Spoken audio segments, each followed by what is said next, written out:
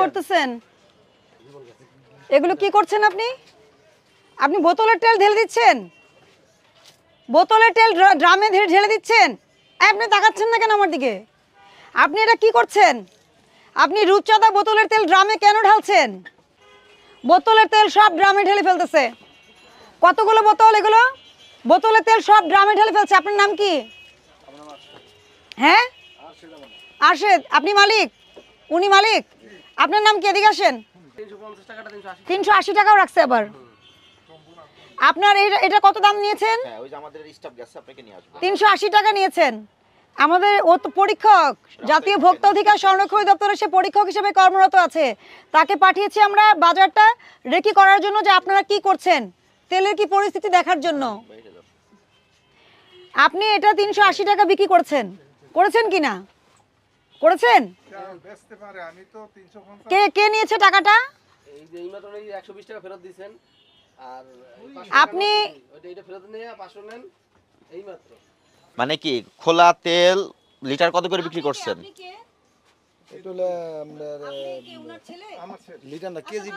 কত করে কেজি বিক্রি করেন? 200 টাকা।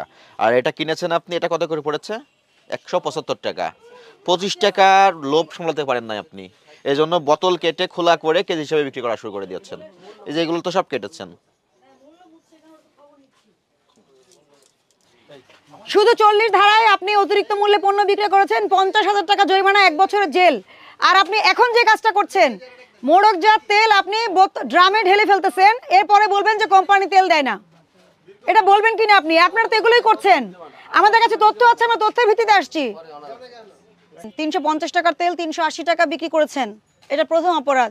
দ্বিতীয় অপরাধ, আপনি প্রতিশ্রুতি অনুযায়ী পণ্য সরবরাহ করছেন না বাজারে। আপনি বোতলজাত তেল কিনে এনে সেটা ড্রামে ঢেলে বেশি মূল্যে বিক্রয় করছেন, এবং আপনি মালিক এখানে বসে আছেন, আপনি বলছেন আপনি জানেন না। এটা হতে পারে না। আপনার ছেলে কিন্তু ব্যাখ্যা দিয়ে দিয়েছে কেন করেছে।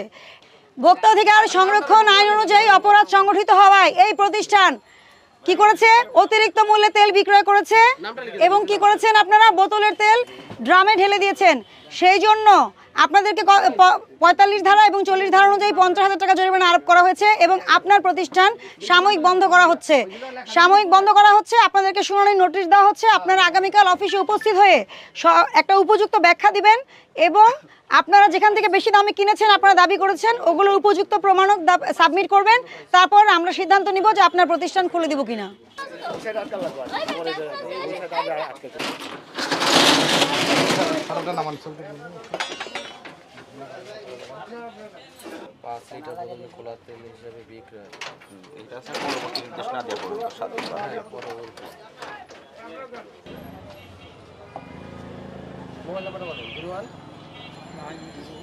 সেক্রেটারি সাহেব, আপনাকে আমি দোকানের চাবি বুঝিয়ে দিয়ে গেলাম। কালকে শুনানি হবে, যদি ওনারা যান।